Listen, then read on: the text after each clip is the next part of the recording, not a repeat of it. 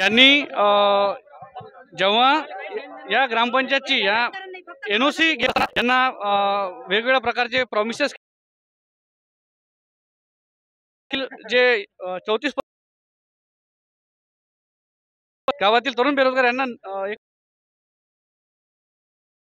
काम मिळेल, नोकरी मिळेल, त्यांना स्थानिक बाहेरगावी न जाता या अनुषंगाने या आशेने या लोक असलेली जमीन या प्रकल्पाला यांच्या समोर आज एक कोणत्याही प्रकारचं असं त्यांना वाटत आहे। अजून दीपक साहेब इथं ज्या वेळेस बॅनर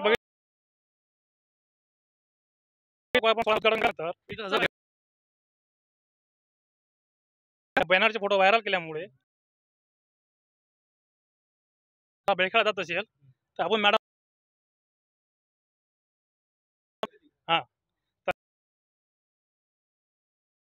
शंकामुळे हे सर्व्हिस